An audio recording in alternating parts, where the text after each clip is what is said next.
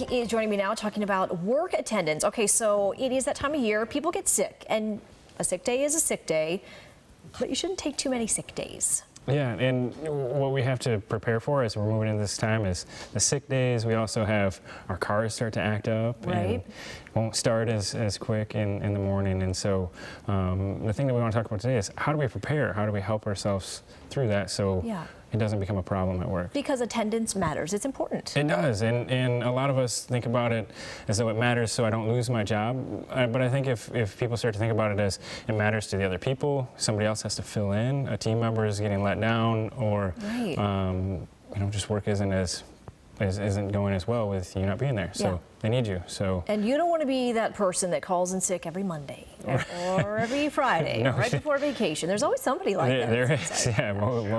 Most places have someone like that. So how can you prepare? And what a lot of people need to think about is, do I have a backup plan if things go wrong with my current mode of transportation? Whether you're getting a ride or riding a bus or you're driving yourself there, what happens if something goes bump? Have you thought through the different options that you have? Is it a family member that you can call? Is it another mode of transportation that you can use to get there if things get tough? Plan ahead to make sure you're not saying, oh, I just can't come to work today because of that. Exactly. Yeah. So what do you do? I mean, if you have a good track record, if you are a good employee, and there is a big emergency, a family emergency, or death in the family, something like that, then. And then what the biggest recommendation we have is to make sure you're communicating well to your employer. So letting people know this is what's going on, not let them know after the fact. Try to get a message out, do something that you can do. Some companies have call-in lines, others would accept emails. It depends on the organization you work for, but make sure that you're communicating clearly. I'm missing because of this reason, and then follow up to make sure it was received.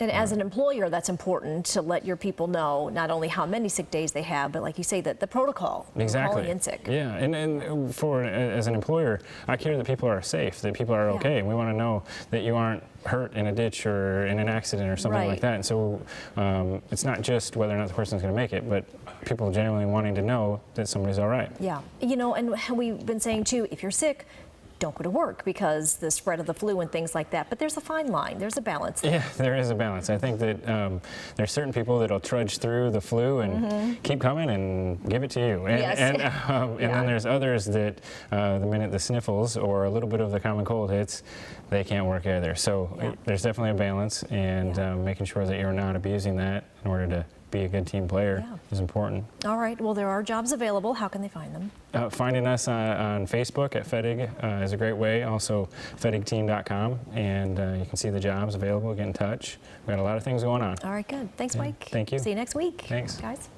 I'm afraid to call in sick now. You should be.